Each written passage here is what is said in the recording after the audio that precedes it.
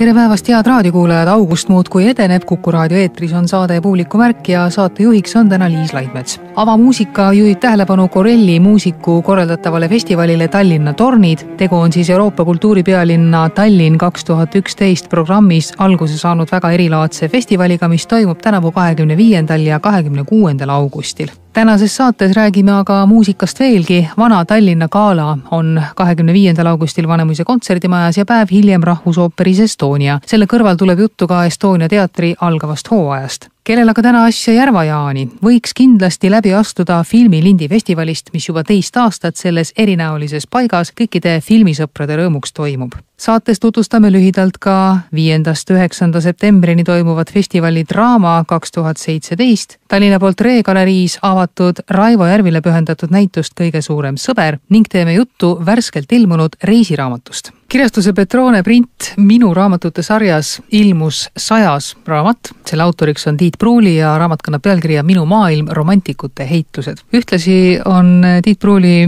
väike reisifirma saanud ka sel aastal 25-aastaseks. Seda ongi põhjust ühe reisiraamatuga tähistada. Kõigepealt, kas tegemist on reisiraamatuga? Ega mina ei tea ju ka, mis ta täpselt on. Tellitud oli reisiraamat, kas ta nüüd on reisiraamat või on ta üks pajatuste raamat, seda peab lugeja otsustama. Eks reisikirjanikega ju muu hulgas ongi see häda, et kunagi sa ei tea, kas neid tohib uskuda või ei tohi uskuda või nad räägivad sulle kaugetest maadest, kus nemad käinud on ja sina käinud ei ole, igasuguseid põnevaid lugusid 6 varbaga indiaanlastest ja tuld purskavatest lohedest ja pärast selgub, et kõik see polegi tõsi olnud. Nii et väike risk reisiraamatut lugedes pügada saada on alati, ma loodan, et ka selle raamatu juures. No kui panna juba raamatule pealkirjaks Minu maailm, siis see peab hõlmama natuke rohkem kui ühte riiki. See kõlab ambitsioonikalt, jah, ma olen küll edev inimene, aga mitte nii edev, see pealkiri on kirjastuse poolt ette antud juubeliraamatule. Ma püüdsin seda raamatut tõesti kirjutada nii, et ta hõlmaks erinevaid maailmu mitmes mõttes, ehk siis geograafiliselt. Käime me ära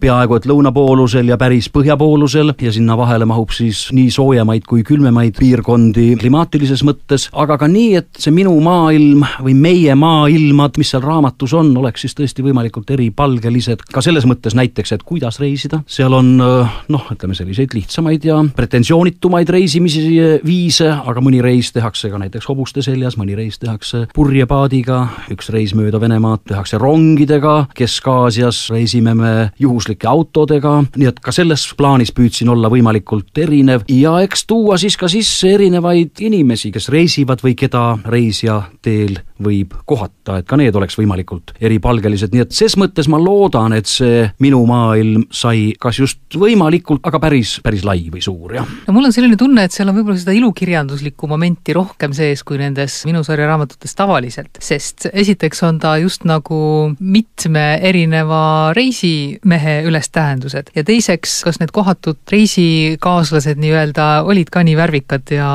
rääkisid just seda, mida nad parajasti rääkisid, et võib-olla on saanud ka mitmest kaaslasest üks kokku või midagi sellist. Eks igaüks, kes pastaka kätte võtab, kannab ju marssali kepikest paunas, nii et selles mõttes on teil kindlasti õigus, et võib-olla teatud belletristliku ambitsiooni ses raamatus on, kõik ei pruugi olla juhtunud elus täpselt nii, nagu seal kirjas on kontsentreeritud tegelaskujusid, kontsentreeritud võib-olla mingeid reisiepisoode ja võib-olla püütud siis sinna mingisugust kujundlikkust ja mõistujuttu ka vahele panna, et asi ilukirjanduslikum paistaks. Ma olen lugenud mitmeid reisiraamatuid ja autorid tutvustavat materjali võib-olla on nendes varasemates reisiraamatutes nagu vähem, et siin on niisugust sisekaemust rohkem võib-olla või? Ju teil on õigus, eks ühel Eesti mehel võtab ju aega ka, et jõuda sinna faasi, et ta on nõus ennast natukene avama, eks. Ja ma nüüd, olles oma 50. juubeli juba mõnda aega tagasi ära tähistanud, võib-olla olen siis ka sellesse faasi jõudnud, aga jällegi ma tahaks hoiatada, et kindlasti ei ole selles raamatus nüüd Tiit Pruuli isik üks-üheselt üles kirjutatud. Ei ole eluraamat? Ei ole eluraamat, jah, sinnani on võib-olla veel 20 aastat ehk aega, aga vaieldamatult jah, on seal mind päris palju, minu reise päris palju, kus see piirikene nüüd jookseb, et asi läheb kätte mitte minuks, isegi kui ma tahaks väga täpselt öelda, ega ma väga täpselt vist oskakski enam öelda. Kirjutades olen ma ise ka endale väheke sassi läinud. Mina lapsepõlves ja kujunemiseas lugesin ka hästi palju selliseid raamatuid, mis rääkisid ka reisimisest, maade avastamisest, Jules Verne, üks niisugune kindel autor ja nii edasi, ja sellest 100 aasta tagusest ajast kumas läbi ka niisugune võib-olla romantiline toon kõige selle reisimise juures. Ja üks asi oli ka üsna kindel, et üks õige niisugune reisimine, maade avastamine käib laevaga. Kas see on ka kõige toredam reisimise viis tänapäeval? Purjetamine on vaieldamatult minu jaoks ka üks romantilisemaid liikumisviise üldse. No ei saa salata, et tegelikult ka kuuma õhupalliga reisimine on väga põnev, aga seal ei ole mina väga pikki distantse katnud ja pikkade distantside katmine on sellega üldse raske, aga see on ka minu meelest väga romantiline. Aga jah, mööda vett liikumine, seal on koos nii palju erinevaid emotsioone, erinevaid hetki, meri ise on ju väga-väga erinev, võib muutuda väga kiiresti, et seal on jah, emotsiooni ja romantikat on merelises liikumises kindlasti palju. Eks selle romantika osas ma pean jälle väikese disclaimeri tegema või eks ole, et nii nagu üldse tuleks öelda, et kõik kokkusattumused elavate inimestega on juhuslikud ja seda raamatut kirjutades ei tapnud ma ühtegi looma. Ja eks selle romantikaga selles raamatus on ka nii, et kui te loete, siis mõnegi kord on see väikeses iroonilises võtmes kirjutatud. Aga isegi kui võrdleme laevaga sõitmisi täna ja 150 aastat tagasi, et isegi sellisel moel võrrelduna on see laevaga sõitmine ikkagi nagu vaieldamatu kõige põnevam. Meri on ikka sama,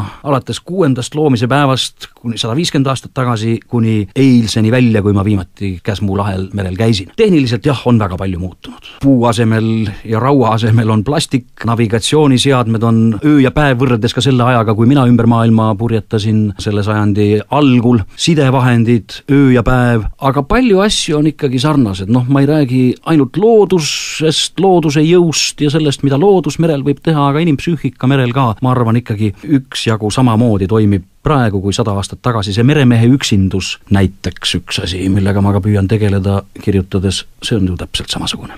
Mis on nagu läbiv teema selle raamatu juures on eestlased maailmas. Ehk siis just nagu otsitakse niisuguseid seoseid Eestiga erinevates kohtades või eestlastega ja enamasti neid ka leitakse või siis minnaksegi sellistesse kohtadesse, kus need seosed on juba enne olemas. Mulle on see teema olnud endale pikki aastaid väga põnev ja oluline ja eks väikerahvale see üldse on kuidagi nagu iseloomulik, eks, et me püüame leida mingeid enda seast tõusnud suuri mehi suurtes situatsioonides. Ja eks samamoodi ka mina olen selle etapi läbi elanud, et kõik need väiksed seosejupid, mida ma maailmast olen leidnud, on kuratlikult tähtsad ja põnevad olnud ühel hetkel ja võib-olla mingil hetkel nad väänduvad jälle natuke sellisesse iroonilisse vaatenurka, et milleks see siis nüüd nii tähtis ka on. Aga vaieldamatult leidub Eesti päritolu või Eesti maalt pärit inimeste jalajälgi vist ikka kõikjal. Oi, väga-väga paljudes kohtades, kus seda ei oska oodatagi. Jälle näide tänasest päevast. Üks Eesti väga tuntud loodusfotograaf postitas sotsiaalvõrgustikku oma pildi sellest, kuidas ta on pildistanud äikest ja kirjutas, kui raske see on, kui juhuslikult võib tabada välgu noolt taevas, mille peale mul oli talle hea näide kohe vastata. Austraalias sündinud ka Eesti juurtega fotograaf Peter Jarver, kes pühendaski oma elu äikese pildistamisele ja tõesti saavutas seal kunstiliselt väga häid tulemusi, aga sellepärast, et ta tegi ka tehniliselt tohutut tööd ja uuris, mismoodi on võimalik äikest pildi peale saada. Ja lihtsalt üks näide jälle puhtalt tänasest päevast ja ma arvan, et neid põnevaid näiteid leiaks üle maailma ja väga paljudel erinevatel elualadel. Raamat on nüüd valmis ja selle raamatu esitlus toimub kõigepealt 24. augustil Solarise Apollos ja 7. septembril Tartus Taskurahva raamatukaupluses. Sealt Solarises tulevad ka kohale 2 meest, kes ka raamatus on ja keda sai ka reisil kohatud ehk Teet Marna ja Kristjan Jõekalda. Nemad on siis need reisikaaslased, kes ma ei teagi, mis nad selle raamatu esitlusel teevad. Ühes peatükis on nad jah olemas. Ma ei tea, kuidas nad reageerivad, kui nad selle läbi loevad, võib-olla nad ei tule esitlusele. Aga igal juhul plaanis on siis, ma ei tea, rääkida reisimisest või nemad on ju ka tuntud reisisellid. Ja me oleme Teedu ja Kristjaniga teinud 2 minu jaoks väga toredat ja põnevat reisi, ühe reisi läbi Venemaa siis ja teise Kagu-Aasias ja ju me siis seal Tallinna Solarise Apollos natukene neid reisijutte 3 räägime. Publikumärk.